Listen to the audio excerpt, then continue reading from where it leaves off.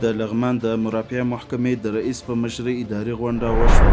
د کندهار د مرافعه محکمې د رئیس په مشرۍ اداري غونډه وشوه. د پکتیا د مرافعه محکمې رئیس د یاد ولایت د څمکنیو او ډنډ پټان ولسوالۍ له ابتدایي محاکمو څخه لیدنه وکړه. د سترې محکمې د مالي او اداري چارو عمومي ریاست اړوند د حفظ او مراقبت امیر د معرفت غونډه وشوه. د کابل د مرافعه محکمې عمومي رئیس د پغمان ولسوالۍ له ابتدایي محکمې څخه لیدنه وکړه. د پکتیا، هلمند، سمنګان او فراه د حقوقو امریتونو په یوه میاشت کې 892 عرضپاڼه او حقوقي دوسیو ته رسیدنه کړې ده. د کندوز ولایت مرافعه محکمې غونډه ترسره شوه. د بدخشان ولایت مرافعه محکمې اداري غونډه ترسره شوه. د غزني محاکمو په 2 اونیو کې د 215 دوسیو پر حل او فصل سربیره 153 وثایق هم اجرا کړي دي. د پروان ولایت مرافعه محکمې رئیس د دغه ولایت د بګرام او جبل سراج ولسوالیو له ابتدایي محاکمو لیدنه ترسره کړه. د عدلیه او قضایي ارګانونو ترمنځ د کابل په مرافعه محکمه کې د همغږۍ غونډه ترسره شوه.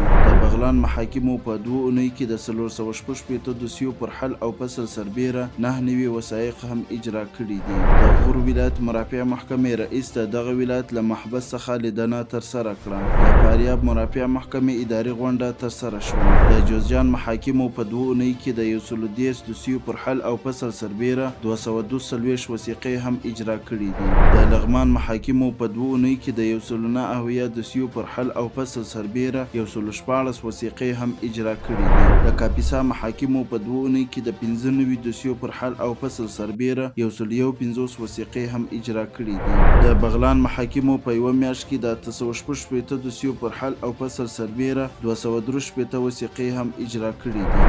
د غور محاکمو په 2 اونیو کې د 182 دوسیو پر حل او فصل سربیره 118 وثیقې هم اجرا کړي دي. په بامیان ولایت کې د محکمې په حکم 14 متهمینو او مجرمینو ته تعزیري سزا ورکړل شوه.